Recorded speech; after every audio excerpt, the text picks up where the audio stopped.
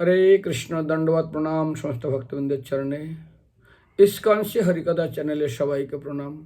আজ অত্যন্ত মনোযোগ সহকারে শ্রবণ করবেন। আমি শোনাবো নিত্যানন্দ ত্রয়োদশীর মাহাত্ম্য। ভুল করবেন না, নিত্যানন্দের মাহাত্ম্য বলছি না।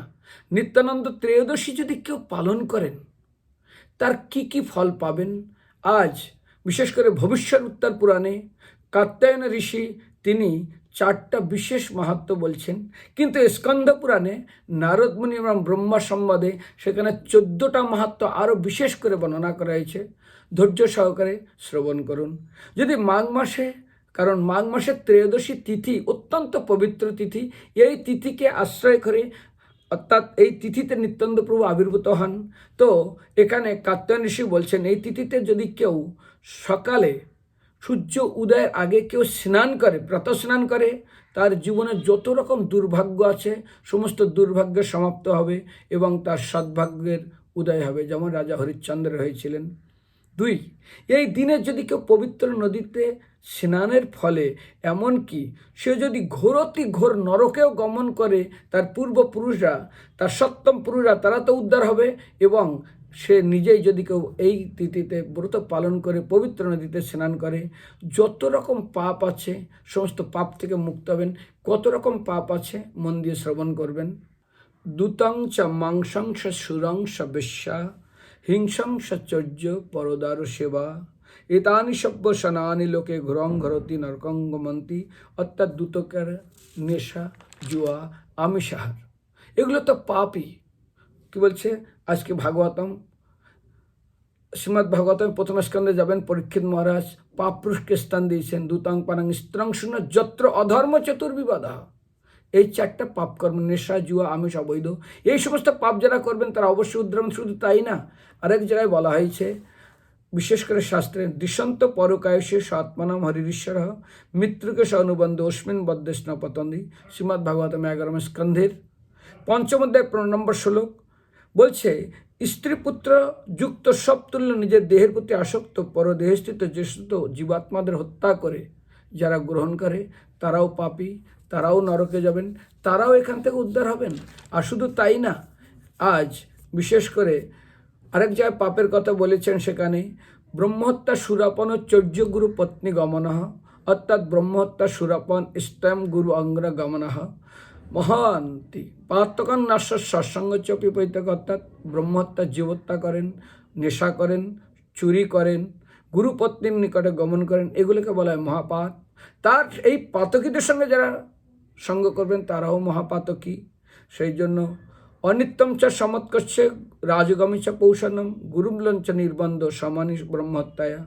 পরের উপকার অর্থাৎ পরের অনিষ্ট সাধন করে নিজের ইষ্ট সাধন করা এবং রাজ দরবারে মিথ্যা সাক্ষী প্রদান করা, উপকার করার ব্যক্তিকে উপকার করার ব্যক্তিকে অপকার করা, গুরুর সম্বন্ধে সাধুগুরুর কাছে কপট ব্যবহার করা, এগুলোকেও পাপ হিসাবে গণ্য করা হয়। কিন্তু কেউ যদি এই নিত্যানন্দ ত্রয়োদশী পালন করে তিনিও মুক্ত হন। 3 নম্বর কাত্যায়ন ঋষি বলছেন, পবিত্র নদীতে স্নানের ফলে কে না তার 21 কুল পর্যন্ত উদ্ধার, 30 সপ্তাহ পিতা পুত্র পিতৃবিষয় অনগ, অর্থাৎ 21 কুলকে উদ্ধার করতে পারবেন যদি এই নিত্যানন্দ ত্রয়োদশী করে কেউ প্রাতঃ স্নান করেন। আর সূর্য উদয়ের যখন লাল সূর্য উদয় হয় সেই সঙ্গে যদি কেউ স্নান করেন এবং এই ব্রত পালন করেন, তাহলে তার সপ্তপুরুষ উদ্ধার হয় নরক থেকে এবং বৈকুণ্ঠে যাওয়ার সৌভাগ্য অর্জন করে। কিন্তু স্কন্ধ পুরাণে একবার ব্রহ্মা এবং নারদ সংবাদে নারদ জিজ্ঞাসা করেছিলেন, এই ত্রয়োদশী, বিশেষ করে মাঘ মাসের ত্রয়োদশী তিথির মাহাত্ম্য কী? যে ত্রয়োদশীতে নিত্যানন্দ প্রভু আবির্ভূত হলেন। তো এখানে ব্রহ্মা নারদকে 14টি মাহাত্ম্য বলেছিলেন। 1, ভগবত ধামের যারা গমনের অভিলাষী তারা যদি এই তিথি পালন করে অনায়াসে তারা ভগবত ধামে যাবেন। যারা পুত্র সন্তানাদি কামনায় আকাঙ্ক্ষিত তারা যদি এই ব্রত পালন করেন তারা সন্তান প্রাপ্ত হবে। জাগতিক আধ্যাত্মিক সম্পদ প্রাপ্তির ইচ্ছা থাকবেন, জড়জগত ঐশ্বর্য এবং ভগবানের ভক্তি প্রতি দুটাই তারাও এই তিথি পালন করলে প্রাপ্ত হবেন। 4 নম্বর, অবশ্যই পবিত্র নদীতে স্নান করা কর্তব্য এই তিথিতে পালন করে ফল প্রাপ্তির জন্য। শুধুমাত্র ত্রয়োদশী পালন করলেই মানুষের 70 জন্মার্জিত পাপম, অর্থাৎ 100 জন্মের অর্জিত পাপ সমূলে বিনাশ প্রাপ্ত হবে। যদি কেউ কোনো দিনের জন্য গোদান করেনি, ভূমিদান করেনি, স্বর্ণদান করেনি, অন্নদান করেনি, কিছুই করেনি, তবু যদি ভগবত ধামে যাওয়ার ইচ্ছা থাকে, যদি এই ত্রয়োদশী পালন করে, অনায়াসে তিনি ভগবানের কাছে যেতে পারবেন। আর নিষ্ঠা সহকারে যিনি পালন করবেন, তাকে স্বয়ং ভগবান নিজেই এসে তার ধামে নিয়ে যাবেন। যেমন আমরা জানেন গলরাজ আর আমরা কুমিরের গল্প জানি, ভগবান স্বয়ং এসে তাকে নিয়ে গেছিলেন। দেবতারা স্কন্দ পুরাণে এই ত্রয়োদশীর মাহাত্ম্যে 7 নম্বর মাহাত্ম্যে বলছেন, যারা এই দিনে মনুষ্য যদি এই ব্রত পালন করে এবং এই ব্রত পালন করে পূর্বজদের উদ্দেশ্যে অর্পণ করে, তাহলে সেই সমস্ত ব্যক্তিরাও পরলোক অর্থাৎ নরক যন্ত্রণা থেকে মুক্ত হয়ে ভগবত ধামে যাবেন।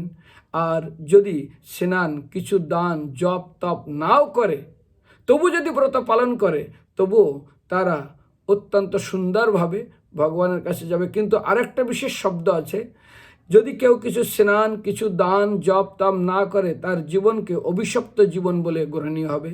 যদি কোনো ব্যক্তি এই তিথিতে, দেবতারা বলছেন, তাদের পূর্বজদের উদ্দেশ্যে, গুরুর উদ্দেশ্যে, পরলোকগত ব্যক্তিদের উদ্দেশ্যে কিছু দান, কিছু তপ, কিছু যজ্ঞ, কিছু ব্রত যদি না করেন, তাদের জীবনকে বলা হয়েছে অভিশপ্ত জীবন। তারা এই জন্মে তো কোনোদিন শান্তি পাবে না এবং তারা নিঃসন্তান হয়ে জন্মগ্রহণ বারবার যতবার তারা জন্মগ্রহণ করবে, তারা সন্তানহীন হবে, তাদের আয়ু অত্যন্ত কম হবে এবং তাদের জীবনে মঙ্গল কিছু হবে না। যত ভালো কাজ করতে যাবেন, অমঙ্গলেই সাধিত হবে। তাদের জীবনকে অভিশপ্ত বলে গণ্য করা হবে যদি এই ব্রত কেউ পালন না করে, স্কন্দ পুরাণে দেবতাগণ বলছেন। আর যদি কোনো নারী এই তিথিতে উপবাস করে সকালে প্রাতঃস্নান করে গীতা অধ্যয়ন করে, তিনি অশ্বমেধ যজ্ঞের ফল প্রাপ্ত হবেন। আর যদি ভগবানের সহস্র নাম স্মরণ করতে করতে কেউ যদি নিত্যানন্দের অভিষেক করেন, নারী বা পুরুষ, তিনি অনায়াসে বৈকুণ্ঠও যাবেন। আর ভগবত কথা শ্রবণ কীর্তন যদি সাধু সঙ্গে করেন, পদ্মের পাতার ন্যায়, যেমন পদ্মের পাতা কোনো জল স্পর্শ করে না, কোনো দিন এই জীবনে তাকে কোনো পাপ স্পর্শ করতে পারবে না।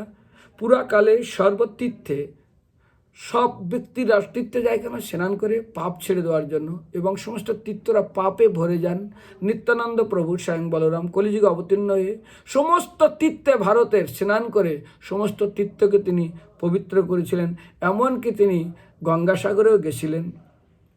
ব্রত পালনে নিত্যানন্দের প্রতি যারা এই ব্রত নিষ্ঠা সহকারে পালন করবেন, নিত্যানন্দের প্রতি অচল ভক্তি লাভ করবেন। আর হরিনাম সংকীর্তন সহকারে যদি কেউ এই ব্রত পালন করেন, তাহলে সমস্ত ভগবত অর্থাৎ এই ভূলোক অর্থাৎ সংসার সমুদ্রকে গুষ্পদের মতন অনায়াসে তিনি পার হয়ে যাবেন। অর্থাৎ যদি খুব নিষ্ঠা সহকারে এই নিত্যানন্দ প্রভুর নাম জপ, ভগবত কথা কীর্তন, তার মহিমা কীর্তন সহকারে পালন করেন, তাহলে সংসার সমুদ্র গোষ্পদ অর্থাৎ গরুর খুরে যেমন জল থাকে, অনায়াসে তিনি এখান থেকে উদ্ধার হয়ে ভগবানের কাছে যাবেন। সেই জন্য মাঘ মাসের শুক্ল ত্রয়োদশী শুভ দিনে নিত্যানন্দ রাঢ় দেশে একচক্রা গ্রামে আবির্ভূত হন। সেই অতি এই তিথিকে নিত্যানন্দ ত্রয়োদশী বলা হয়।